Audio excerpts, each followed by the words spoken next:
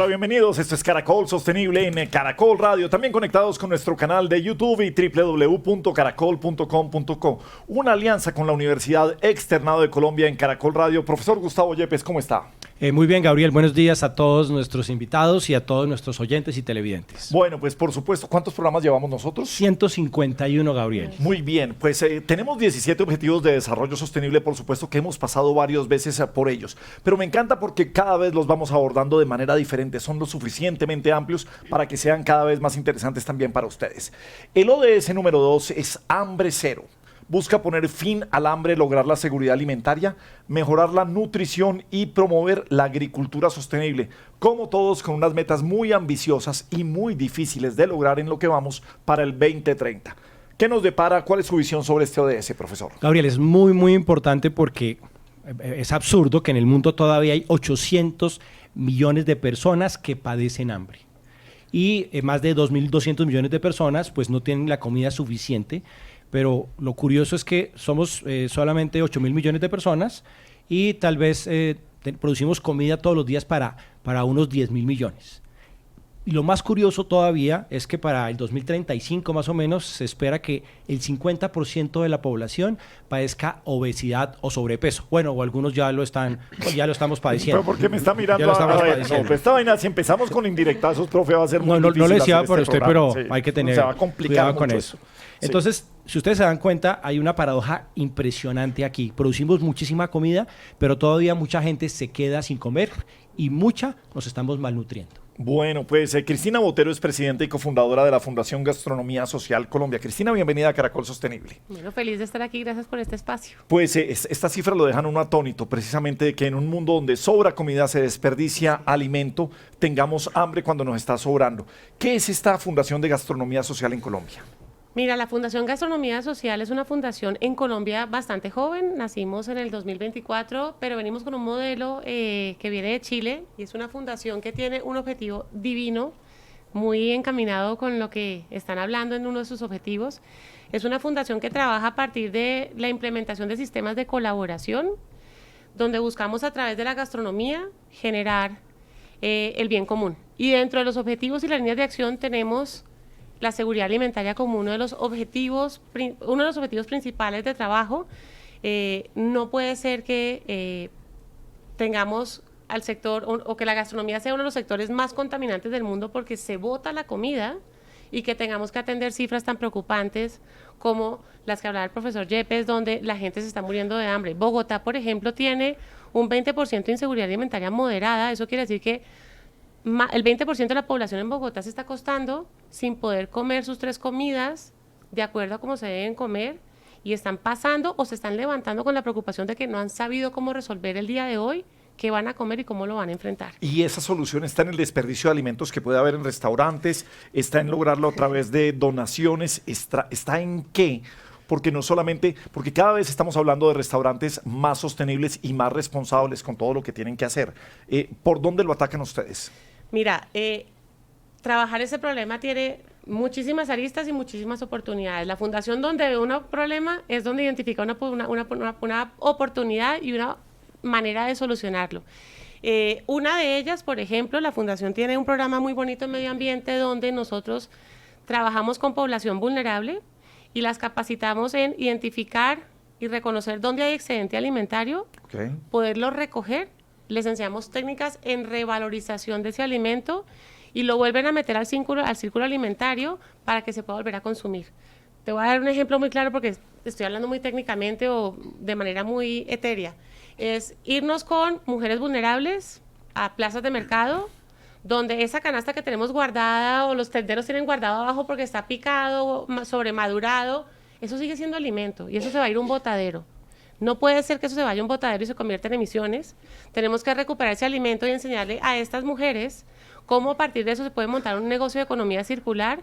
Si les enseñamos a ellas a transformar ese alimento con técnicas de conservas que son muy fáciles de aprender, en aceite, en vinagre, mermeladas, chutneys, compotas, deshidratados, y ese alimento se vuelve a meter en todo el proceso de, digamos, en el círculo alimentario nuestro, en la cadena alimentaria, y se puede volver una solución de alimentos para estas personas que están en situación o en condición de inseguridad alimentaria, o estas personas lo vuelven un negocio de economía circular. Bueno, Entonces, pues. esa es una de las maneras que lo trabajamos, y otra que venimos trabajándolo, y espérame, me senté la palabra. No, tranquila. No, yo iba a saltar de temas porque tenemos mucho para hablar el día de hoy. Es aquí en Córdoba, pues venimos identificando a la población que lo necesita y servimos a través de otro programa que tenemos de nodo articulador entre las instituciones públicas, el sector alimentario privado, las poblaciones vulnerables. Atacando ustedes la tragedia de La Mojana y las inundaciones que hemos tenido en Córdoba. Estuvimos allá, sí. Okay. Identificamos a la población vulnerable y coordinamos con restaurantes, coordinamos con la industria alimentaria, coordinamos con las instituciones públicas del territorio, con gobernación y con alcaldía, y fuimos a atender la ayuda desde la alimentación. Esta gente tenía demasiados problemas encima, estaban evacuando, volviéndose a sentar en un espacio seguro. Teníamos que quitarles una preocupación menos y era darles un plato de comida, pero además, ojo, un plato de comida, como le estaba hablando el profesor Yepes, nutritivo y digno. No podemos seguir pensando que alimentar no tiene que ser un acto digno al mismo tiempo. Entonces, esto fue posible gracias a la ayuda de Diallo. Trabajamos en alianza con World Central Kitchen, que es una organización espectacular que trabaja a nivel mundial en este tipo de situaciones. Y bueno, esta es una de las 1000 posibilidades que se pueden trabajar para atender ese objetivo de ODS, que además al final va jalonando otros, ¿no? Inclusión social, etcétera, etcétera. No, es que si bien, como tú lo dices, cada problema es una oportunidad, hay miles de oportunidades en lo que se está viviendo con el hambre en el mundo. Profe, ¿sabe qué? Quiero de una vez aterrizar frente a los ODS, porque aquí estamos hablando de llevar los alimentos, de no dejarlos desperdiciar. Estamos hablando de economía circular también en lo social. ¿Cómo aterrizarlo aquí? Gabriel, sí, porque efectivamente el problema del hambre no solamente, y de la comida no solamente el acceso, también tiene que ver con el proceso productivo, porque también genera una contaminación importante. Y aquí les tengo algunas cifras para que la tengan claras. Por ejemplo, más del 25% de las emisiones totales de gases de efecto invernadero a nivel global la genera el ganado. El 14.5% de las emisiones globales son debido a la producción, generan metano. Cada año se utilizan alrededor de 2.5 millones de toneladas de pesticidas en todo el mundo. El 80% de la deforestación del Amazonas está relacionado con la expansión de la agricultura y la ganadería.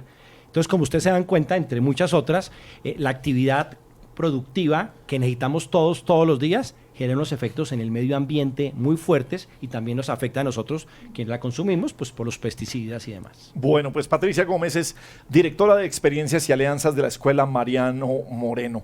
Patricia, bienvenida a Caracol Sostenible, ¿cómo estás? Muy bien, muchas gracias, felices de estar acá. Bueno, con una escuela tan prestigiosa como la Mariano Moreno, ¿cómo aterrizamos este concepto de sostenibilidad hoy que hablamos de hambre cero?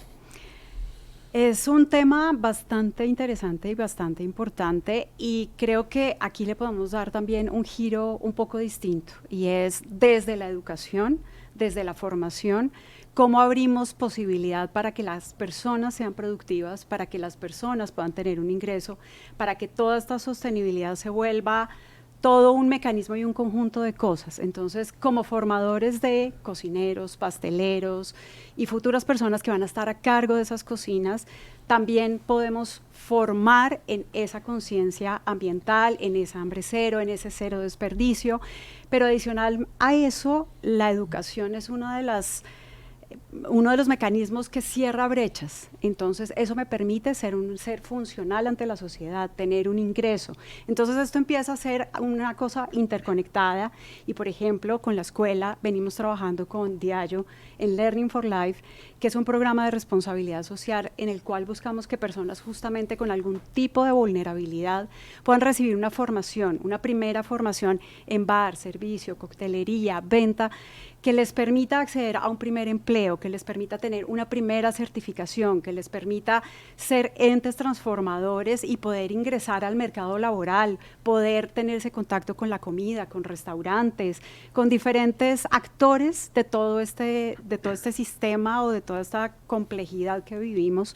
Entonces aquí, digamos, la educación viene a ser un ente muy importante para cerrar brechas, para que podamos ser más productivos, para tener esa conciencia dentro del programa. También, pues, obviamente hay formación en sostenibilidad ambiental, en cómo manejar los desperdicios, el vidrio, el consumo responsable, una serie de cosas que van interconectadas. Es que me gusta mucho lo que estás contando porque es este pedacito de educación que nos falta en un país tan gastronómico como Colombia, en donde todos tenemos una tía que hace unas empanadas fantásticas, un primo que hace unos fritos, alguien, y yo no consigno absolutamente nada, que sabe hacer muy bien las cosas, pero qué bien la educación, porque en cada casa podría haber la oportunidad de un negocio, de una Así es. sostenibilidad alrededor de la alimentación y por supuesto hacerlo de buena manera, hacerlo de manera cooperativa, hacerlo en economía circular también. Correcto. Creo que esa es la parte de educación hacia donde también apuntan ustedes. Exactamente, es brindarle la posibilidad de todo eso que tenemos desde casa, desde adentro de nuestra tradición, desde la empanadita que sabemos hacer de la receta de la abuelita, poder decir, aquí tengo un mecanismo que me permite tener un ingreso y puedo hacerlo bien, y puedo hacerlo mejor, y puedo manejar mermas, desperdicios, puedo llegar a la comunidad, puedo hacer diferentes cosas, puedo ser un ente transformador de mi propia realidad y de la realidad de mi entorno, a través del hacer. Y la cocina va absolutamente conectada con algo humano, intrínseco a nosotros, y es la alimentación. Entonces, ¿cómo poder alimentarnos mejor, de manera más adecuada, más nutritiva y más rica? Y poder aprender diferentes técnicas, diferentes cosas que me permitan llevar esa alimentación a un nivel diferente, no solo de los grandes restaurantes, sino de la alimentación del día a día. Y eso permitir que pueda convertirse en un negocio, y eso permitirme a mí ir a trabajar a un lugar. Eso, por ejemplo, con Learning for Life lo hacemos, con estos muchachos que tienen algún grado de vulnerabilidad, bien sea por su etnia, por su condición social, por ser inmigrantes, por diversidad, por discapacidades, diferentes cosas, es darles una alternativa de edúcate, aprende, practica, sé funcional en un oficio que te va a permitir tener un ingreso, que te va a permitir ser funcional. Vuelvo contigo ahora y dejo planteado un programa, una pregunta. Ahora que estamos viendo a través de las redes sociales que nos ofrecen desde las empanadas, desde los congelados, desde los chocolates de diferentes formas, ¿qué les debe faltar un poco de la educación en estos grandes emprendimientos? Que al final es eso, es llevar esas cocinas caseras, eso que podemos hacer en casa, y llevarlo a que sea un emprendimiento, que sea un negocio. Muchos han crecido y de manera exponencial también, pero ¿en dónde está ese componente para meter la responsabilidad y la sostenibilidad? Jaime Andrés Giraldo es cofundador y operador de TNC, The Next Shot, un grupo gastronómico, además detrás de Oda, un reconocido restaurante, además uno de los más sostenibles de América Latina, y está dentro de los 50 mejores restaurantes de Latinoamérica. ¿Cómo estamos, Jaime? ¿Cómo estamos todos? Gabriel, muy feliz de estar acá y poder compartir con ustedes. Bueno, ¿qué es tener un restaurante que sea absolutamente sostenible? Bueno, Gabriel, para nosotros cuando creamos el grupo, lo creamos con una visión de que Oda y el grupo en general fuera un instrumento de cambio positivo en los grupos de interés con los que trabajábamos. Entonces, desde el inicio tuvimos una filosofía de triple impacto, que es, obviamente es un negocio, entonces tiene que ser rentable. 2, tenemos que trabajar por un mejor futuro con la sociedad. Y 3, que el impacto que dejemos sea lo menos, ¿no? O sea, esa huella que sea lo menos que podamos en el medio ambiente. Lo voy a interrumpir antes de que siga, porque siempre queremos dejar algo aquí muy en claro.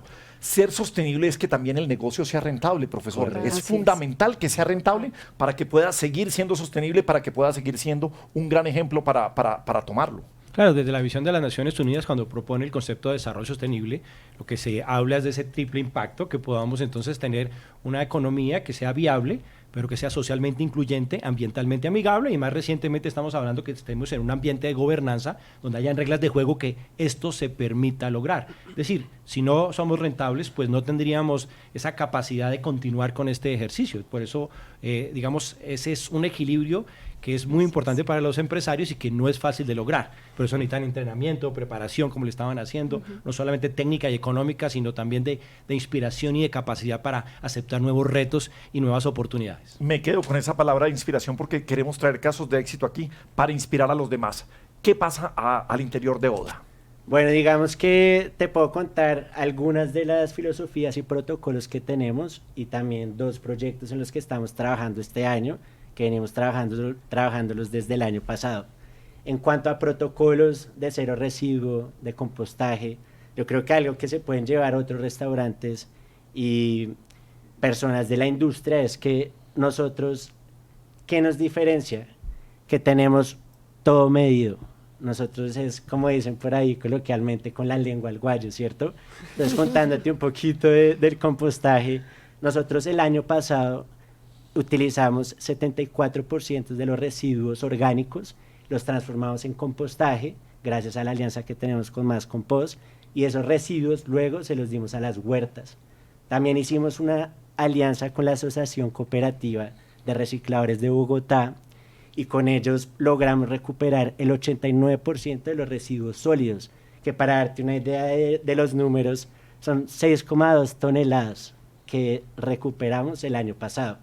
Adicional a eso, las personas pueden ver nuestro informe de sostenibilidad y en el informe van a ver diferentes prácticas que los pueden inspirar, no porque nosotros no las sepamos todas, sino que son casos de éxito que pueden replicar. Y acá el mensaje más importante es que no se lo tienen que hacer solo.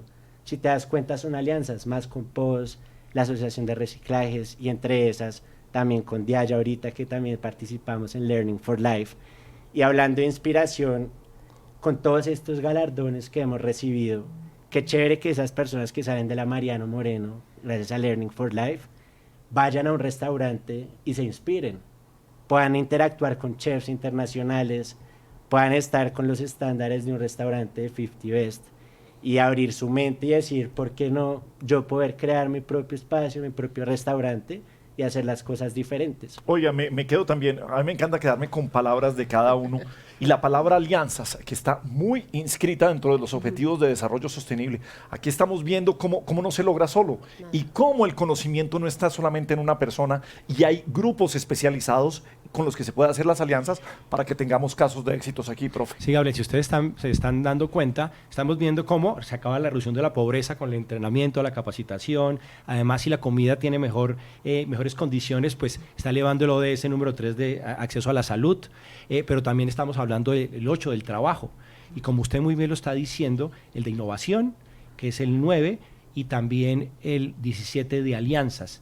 Es muy importante, digamos, poder ver las soluciones que se pueden encontrar en actividades complementarias o incluso en actividades contrarias de otras organizaciones para poder comenzar a lograr ese puntico adicional de la sostenibilidad que, como se dan cuenta, no es nada fácil y que requiere, digamos, de visión, pero sobre todo de amigos. Cristina Botero, presidenta y cofundadora de la Fundación Gastronomía Social Colombia. Cristina, ¿qué la inspiró a usted a meterse en esto? O sea, esta puede salirse de acá y es una pregunta de cajón. ¿Qué no la deja dormir? ¿Con qué ganas se levanta de dice, hoy yo tengo que lograr esto? Este enfrentamiento contra molinos de viento tan complicados. ¿Qué es lo que la mueve a usted todos los días? La gente.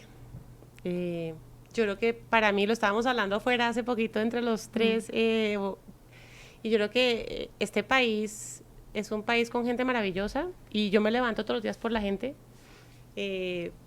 pero también amo este sector, amo el sector gastronómico y creo que es uno de los sectores con un poder que no te alcanzas a imaginar. Yo creo que la capacidad de impacto que podemos generar a través del sector gastronómico en inclusión social, en soberanía alimentaria, en medio ambiente, es tan grande, pero es un sector que es muy grande, pero es muy inmaduro. Okay. Y digamos que hoy en día está concebido como un sector que hacia el frente visualmente es muy atractivo y todo, pero nos falta organizarlo un poquito más para volver a hacerlo más virtuoso y para que ese relacionamiento, porque tiene una capilaridad enorme, el sector está atado con el campo, el sector está atado con la cultura, el sector está atado con proveedores, el sector está atado con los clientes finales, con la industria gastronómica. Y si nosotros, desde una organización como la que yo lidero y para la cual nacimos, lo llevamos a un funcionamiento un poco más virtuoso y más organizado, podemos provocar trabajo de las personas menos favorecidas porque ellos necesitan fuerza laboral y primeros empleos porque son personas de base. Es que necesitamos incluirlos. Yo iba a notar que este país es un país en donde se te cae una fruta y en unos meses tienes un arbolito y tienes frutos. Entonces, el desperdicio se da como que eso sale solo, eso se va creando allá. Entonces, enfrentar esa cultura del desperdicio, eso que se pierde en las grandes plazas, creo que es un gran trabajo. Y hay algo que es muy importante y muy doloroso y muy importante frente al hambre cero. Simplemente pónganse a pensar cuando tenemos hambre, cuando estamos desesperados y de mal genio. Pensemos en quienes sienten dolor de hambre, quienes el hambre de verdad les duele todos los días. Y por eso es que es uno de los objetivos de desarrollo sostenible tan importante este de hambre cero, profesor. Sí, Gabriel. Yo creo que con las cifras que estuvimos viendo hace un momento nos pueden mostrar eso que usted está diciendo, pero también tenemos que ver la otra parte, un poco la otra parte del negocio, que tiene que ver la actividad y la influencia que está generando, porque de alguna manera los negocios y las actividades sostenibles también pueden tener su parte, digamos, negativa, que es el impacto que pueden generar. Es decir, tenemos que controlar su tamaño, de manera que si se vuelven enormes, su escala aumenta de una manera significativa, pues se nos salen de las manos y no puede convertirse en una actividad que sea sostenible. Patricia Gómez, vuelvo con usted. Estábamos hablando de que en las redes sociales vemos mucho emprendimiento de todo nivel. ¿Qué le hace falta a este emprendedor? ¿Qué debería aprender? ¿En dónde está esa educación para que ese emprendimiento cumpla con la sostenibilidad? Puede tener unos indicadores de sostenibilidad que lleguen en algún momento hasta la gobernanza. ¿Qué decirles a ellos? Yo creo que hay que prepararse para hacer las cosas no solo bien y ricas, sino mejor. Con técnica, con procesos claros, con seguridad, con higiene, enterarse un poquito de todo este tema de sostenibilidad que mencionaba, por ejemplo, ahorita Jaime de Boda, del compostaje, del manejo de los residuos, de los aceites, porque no solo es cocinar por cocinar o hacer por hacer, hay maneras de hacer mejor las cosas y yo creo que siempre hay un buen camino, hay un camino correcto, pero hay un camino mejor. Entonces, no basta con hacer algo muy bien, hay que prepararse, hay que formarse. Hay muchas maneras, hay muchos caminos, hay muchos lugares, hay iniciativas gratuitas, como por ejemplo la de Diallo, que nos permiten acceder a educación de una forma más sencilla, más accesible para todos aquellos que no pueden. Hay formación de todo tipo, entonces yo creo que investigar, meterse en el cuento, ser curiosos, ser muy técnicos, porque creo que ahí radica la diferencia en poder hacer las cosas mucho mejor y no solo de una manera rica. Cuando uno estudia cocina, yo soy cocinera y pastelera también, yo recuerdo cuando estaba estudiando y empecé a entender, por ejemplo, ahora entiendo por qué una torta crece. Entendí física y químicamente qué sucede en ese batido para que la torta crezca. Eso marca la diferencia porque me permite aplicar las cosas a muchas más, no solo a una receta. Y que si una receta falla o un mecanismo falla, tú entiendes el por qué y puedes darle una solución. En cambio, cuando solo sabes hacer una cosa, si un día falló y no sabes por qué, no entendiste. Entonces, la formación te permite aprender a sortear esas cosas, a entender el qué, el por qué y el para qué, y poderle meter un poquito de ingeniería, de física, de química, de razonamiento, de intención. Entonces, eso falta un poquito a ese emprendedor meramente empírico y emocional que hace cosas deliciosas, pero seguramente con la técnica correcta las va a hacer aún mejor y sostenibles.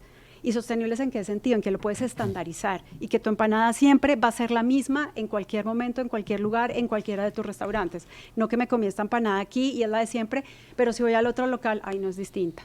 Estaba más chiquita, estaba más aguada, no me la sirvieron bien.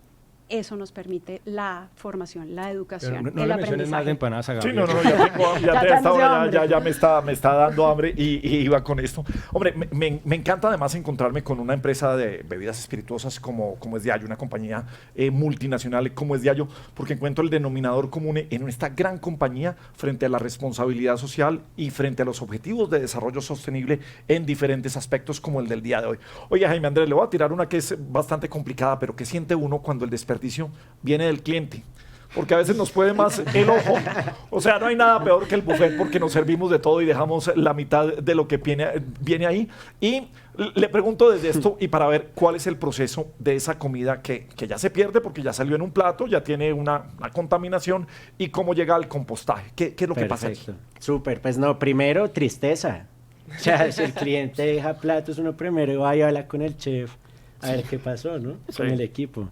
Pero si ya es que quedó muy lleno, que normalmente es lo que pasa. Porque aquí el profesor es el que más pelea frente al consumo. Consumamos lo que necesitamos, pero Pero es que claro, si estamos, el profesor siempre lleno con las entradas y pide plato fuerte. No, pues Claro, así ya. no es. Sí. El ojo puede más que la barriga. dice. Siempre es así. ¿Cuál es el proceso de ese pedazo de carne, esa ensalada que no se comieron, eso que quedó en el plato? ¿Qué pasa después de Súper. eso? Pues digamos que como nosotros lo hacemos es, una vez el mesero retira el plato, se lleva a la zona del descomida, ¿cierto? Que es donde está el bachero, que es donde limpian los platos y demás. Y ahí tenemos unas canecas especializadas designadas, que ahí se botan los residuos. Luego en la terraza, que son 3 pisos, luego tú ya lo conociste, pero invita al profe Yepes a conocerlo. Encantado, Y estaría puede, ya. y puede además jugar golf, Ok. además. Sí. Sí, ese es G-Lounge. Es un sitio en donde hay una gran alianza de restaurante boda con unas jaulas de golf automatizadas con el tracker de golf. Es un sitio maravilloso, fantástico. Gracias. Entonces, después de que llevamos estas canecas en la terraza, tenemos un área específica en donde almacenamos y cada semana viene más compost, recoge los residuos y poco a poco, digamos que ellos nos van diciendo, ya tienen tantos kilos y esos kilos los transforman en compostaje, ellos tienen ya sus procesos internos. Por eso te digo que en realidad cualquier persona lo puede hacer, porque Ok. es más tener esas alianzas, que ellos están muy prestos a trabajar con los otros restaurantes. Esas canecas se las llevan, ellos hacen el compostaje y después nosotros tenemos como si fueran millas. Vamos gastando ese compostaje, Ok, buenísimo. mandándose a las diferentes huertas. Oye, quería compartir, conocí precisamente una de las grandes industrias que tiene un gran desperdicio de alimentos, es la industria de los cruceros. Y conocí cómo funciona dentro de la industria de los cruceros y cómo hacen además una economía circular. Todo el alimento que sobra de las comidas de los cruceros, que otra vez decimos, grandes buffets, todo el mundo empacándose y todo lo que sobra, hay culturas también, los judíos, el desperdicio, lo que sobró, lo botan, no lo guardan, no están acostumbrados a cómo hacemos todo, que tenemos La bolsita. la cantidad de coquitas que tenemos o la bolsita que nos llevamos y la cajita para el perrito, que nos lo llevamos para la casa. Miren, en la industria de los cruceros, una vez entra todo ese compostaje, entra directamente a una máquina que de una vez lo mezcla y lo mezcla con los químicos que son necesarios. Salen latas y las latas van a granjas de cerdos que tenían curiosamente, cerdos kibutz en Israel, en donde sirve de alimento para los cerdos, que después son la carne que utilizan en los cruceros. Entonces, fíjense, un gran concepto de una industria un tanto satanizada frente a los desperdicios, frente al consumo de combustible y al desperdicio de comida, como el ciclo de la comida, desde que entra hasta que sale en latas, todo lo que es ese desperdicio, que tiene que ver con lo que pasa en el compostaje y que Claro. podemos también hacer en casa. Y algo que me gustó mucho de esos desperdicios, también ahora que veíamos, la fruta no tiene solo una función. Tú decías, hay chutney, hay mermeladas, lo podemos hacer. Vinagre, sal, o sea, el pescado, la reutilización. carne seca, el pescado seco es simplemente sal, sol. y hay Sales formas, saborizadas, es lo que quieras hacer. Ahí sí empieza, tú empiezas a pero crear entonces viene lo de abrir la mente. de la formación. Y Sí. la formación y la educación. ¿Por qué? Porque hay procesos químicos de oxidación frente a los alimentos. Así No nos es. vamos a intoxicar para tenerlos de buena manera. Entonces, es una gran cadena alrededor de esto. ¿Qué más? ¿Cómo inspiran a ustedes para que colaboren con ustedes, para llevar ese gran mensaje social que tiene la Fundación Gastronomía Social Colombia?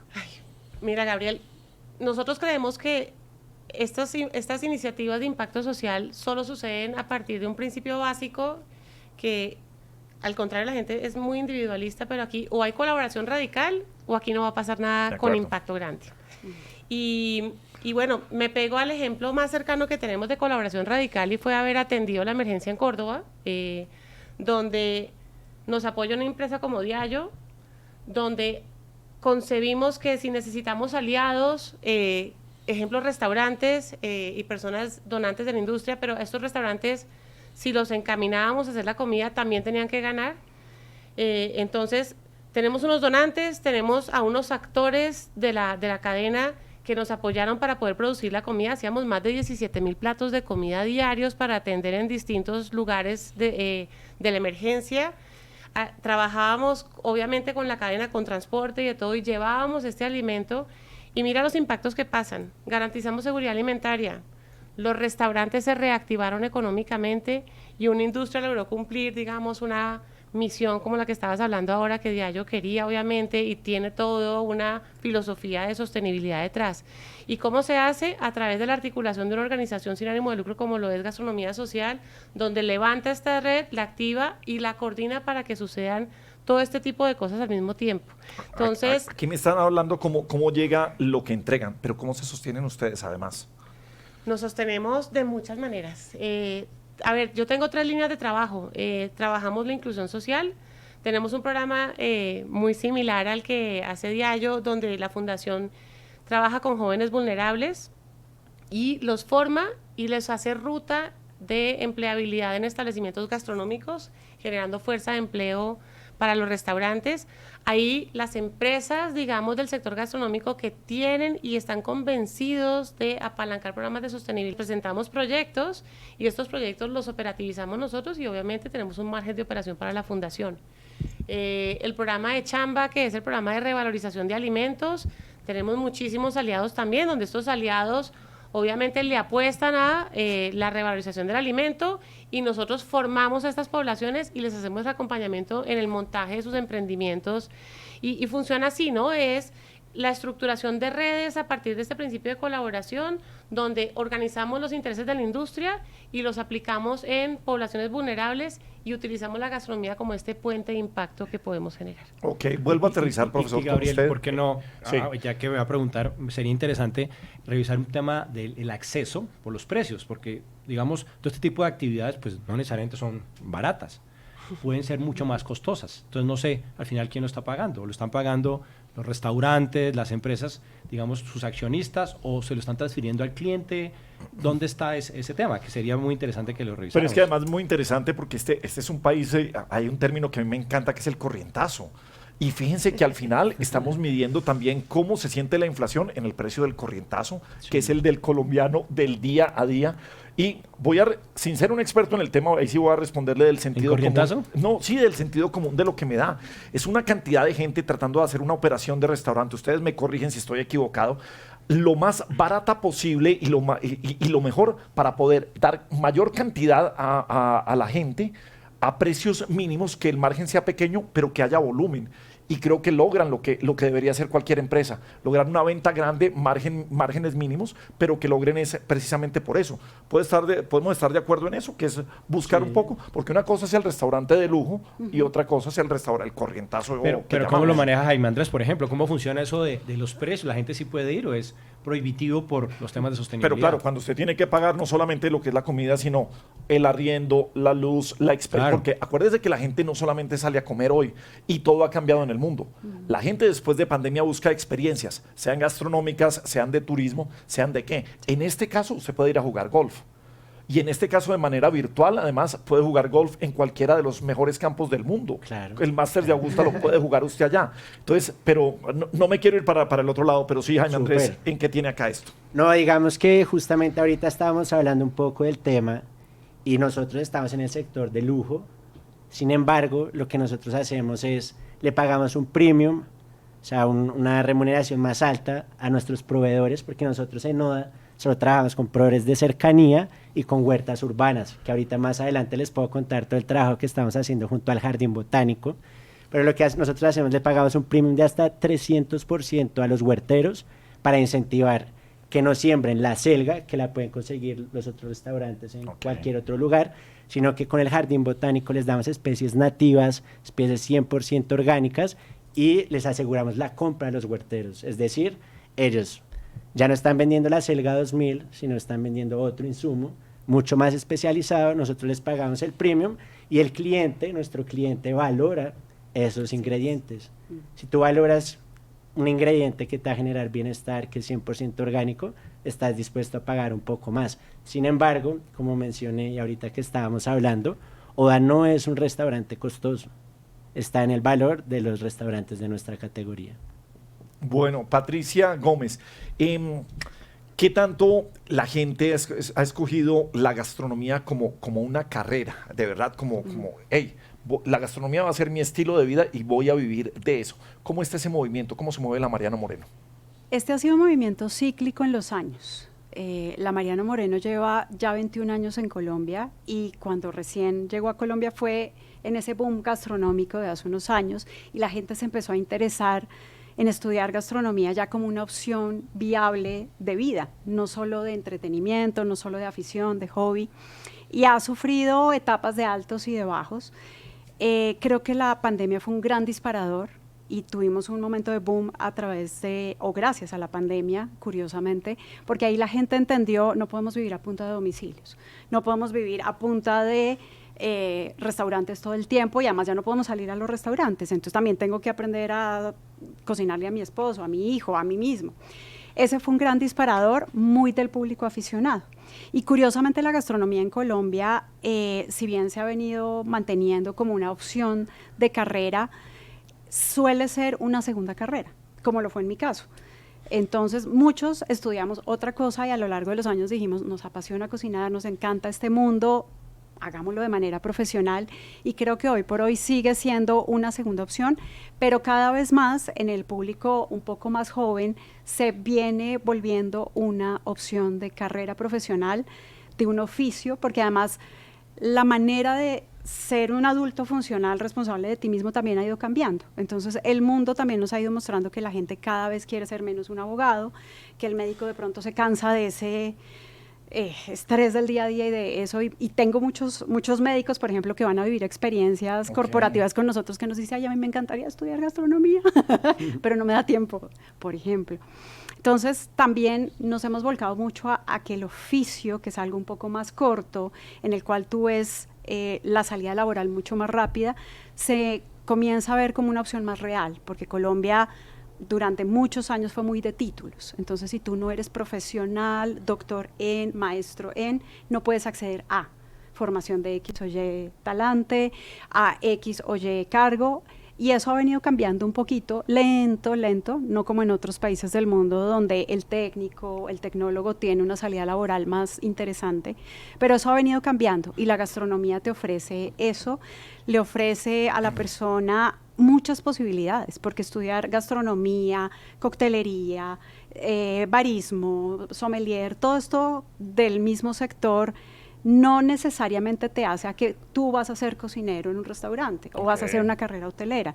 Hay muchos matices dentro de este negocio, dentro de la administración del negocio, dentro de las experiencias, dentro de, hoy a la gente que le encanta ser influencer, tienes muchas posibilidades de darte a conocer en el mundo a través de lo que cocinas, de lo que haces. Bien. Ofrece muchas posibilidades. Bueno, pues, profe, yo creo que me encanta lo que ha pasado en este programa, porque hablar de hambre cero, cuando hablamos de objetivos de desarrollo sostenible, en esta cosa, desde la academia, desde lo social, desde un restaurante sostenible reconocido como uno de los mejores 50 de América Latina. ¿Qué le deja a usted, profe? Aunque arrancamos, siempre tenemos de lo absurdo a la reflexión cerrando nuestro programa de Caracol Sostenible, pero arrancamos con lo absurdo, que siempre es el lugar común, el desperdicio de alimentos en el mundo. Bueno, Gabriel, yo tenía preparado otro sobre un riesgo que tenemos. No, sí, adelante usted. Porque venía ya preparado. No, me va a hacer perder la preparación. No, sí. Muy bien, porque me encanta lo que estamos viendo acá y las oportunidades que se están viendo y las experiencias que también nos están contando nuestros invitados. Y yo sé que no le va a gustar mucho a usted porque le va a parecer un poco pesimista usted o algo es así un por el poco estilo. apocalíptico en todo a veces, Pero este se llama de lo absurdo a la reflexión y es mi papel hacerlo. Y es el riesgo que se puede encontrar en esta industria, que es muy linda, pero que tiene riesgos importantes. Y cuando hablamos de gastronomía sostenible, digamos, tenemos que utilizar técnicas, por ejemplo, como la pesca artesanal. Entonces, conseguir proveedores muy especializados que tienen que ser, digamos, artesanos. Pescar así. Eso significa que esa pesca debería ser a cierta escala. Pero si el éxito que comienza a llevar todo ese tipo de interés de las personas en los temas sostenibles, en este tipo de experiencias con la comida, genera un riesgo muy importante. Es que cada vez más, digamos, la demanda del público hace que se abra una puerta a donde se industrialice esa actividad sostenible y se convierta, digamos, en un mecanismo para sacar más recursos naturales de la tierra. Y eso está pasando y tengo algunos datos para que podamos ver esa realidad. Según la FAO, la pesca artesanal aporta al menos el 40% de las capturas pesqueras mundiales y sostiene el 90% de la fuerza laboral asociada a esa captura pesquera, que dependen de alrededor de 500 millones de personas. Es decir, que es una actividad para ciertos grupos de personas. Eso le permite también generar 37 millones de toneladas de productos para que consuman 2.300 millones de personas. O sea, ese es un alimento necesario para el mundo. Pero tenemos un problema porque la proporción de población de peces a niveles biológicamente sostenibles descendió drásticamente, del 90% en el año 74 a más o menos el 65% en el año 2021. Y esto no solamente está pasando porque tenemos más o menos el 36% están ya sobreexplotados. Entonces tenemos un problema con eso y la demanda cada vez es creciente. Se espera que en el 2030 necesitemos más de 2.000 millones de toneladas de este tipo de productos que no pueden salir de los océanos y de los ríos. Y hay otro riesgo adicional, que las personas pues, que trabajan en esos temas pues, son vulnerables. Dicen que en países como en Colombia, más del 68% de los pescadores artesanales viven en extrema pobreza, lo que les permite, digamos, por conseguir el dinero, hacer lo que sea. Entonces aquí estamos viendo que la pesca artesanal pues, es sostenible si es a pequeña escala, pero es insostenible con un modelo de consumo que se comienza a ampliar. Entonces, si se pierde, digamos, esa lógica, pues pierde su esencia y pierde esa capacidad. Y aquí lo que tenemos que entender es que la sostenibilidad necesariamente pasa por esa capacidad que tenemos de pensar en una manera diferente de consumir. La sostenibilidad no se logra consumiendo en masas, sino pensando un poco diferente. No, y si le sumamos a usted el desperdicio, pues ya conceptos finales, pues Cristina Botero, presidenta y cofundadora de la Fundación Gastronomía Social Colombia, primero felicitarte por esa gran labor. Qué bueno poder llevar alimentos y qué bueno poder enfrentar algo como es el hambre, como lo que yo decía, el hambre no se siente, el hambre es un dolor y es un dolor universal que ver a una persona con hambre es lo que más le puede partir el corazón a una persona. Su mensaje final frente a toda la gente que nos está viendo a través de nuestro canal de YouTube y www.caracol.com.co. Gabriel, yo creo que aquí, después del caos, a la reflexión es el sector gastronómico o la industria puede ser una de las más virtuosas del mundo. Organicémosla y trabajemos juntos. Yo creo que Oda es un ejemplo, la formación es un actor absolutamente fundamental y, por ejemplo, una fundación como la mía, que está convencida que sí es posible cambiar el mundo comiendo, que es nuestro eslogan, puede facilitar esto. Reflexión, Dios mío, es que hay muchas. El hambre hay que combatirla y hay que erradicarla. Y tenemos que tener esa firme intención y tenemos que articular conceptos como soberanía alimentaria, como cosechas, no sobreexplotación. Los cocineros son unos actores absolutamente fundamentales. No podemos seguir ofreciendo en los menús productos que estén en veda, productos que están fuera de la cosecha. Ese tipo de cosas serán claves en esos modelos, digamos, de explotación sostenibles para que funcionen, digamos, la sociedad de una manera más organizada, para que no haya excedentes, para que no haya tantas cosas. Pero yo creo que mi gran reflexión es, no podemos dejar que los niños menores de edad crezcan con hambre, porque el desarrollo de estos niños va a ser absolutamente crítico como personas productivas para un país como Colombia. No podemos permitir que la gente adulta tenga momentos de hambre o que se alimente mal, porque el mismo país va a padecer unas situaciones muy complicadas a futuro en temas de salud. El sistema de salud está explotado, ya lo sabemos. Entonces, si no alimentamos bien, más adelante va a haber problemas. Entonces, yo creo que hay que entender a la gastronomía como una solución, como un organismo que tenemos que trabajar distinto, de manera organizada y de manera articulada, para que seamos una respuesta y no un problema dentro de todo este caos que tenemos en la organización. Pero Gabriela, ahí le encantó a usted, supongo que el eslogan, ¿no? Cambiemos el mundo comiendo. Esa parte estuvo bien. Pero hay algo fundamental que lo tratábamos en otros programas. La desnutrición, cuando los niños están creciendo, los va a afectar cognitivamente más adelante. Y eso es lo más importante.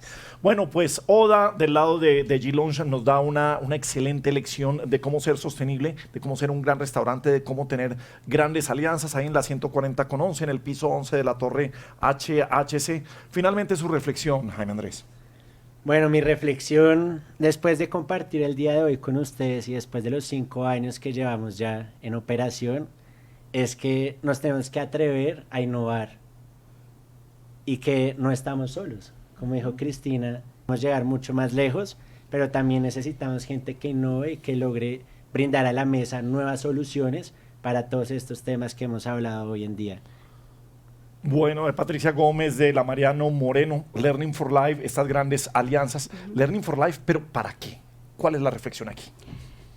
Yo creo que, trayendo un poco lo que decía Cristina, lo que decía Jaime, juntos somos más fuertes y las alianzas nos permiten ser más fuertes.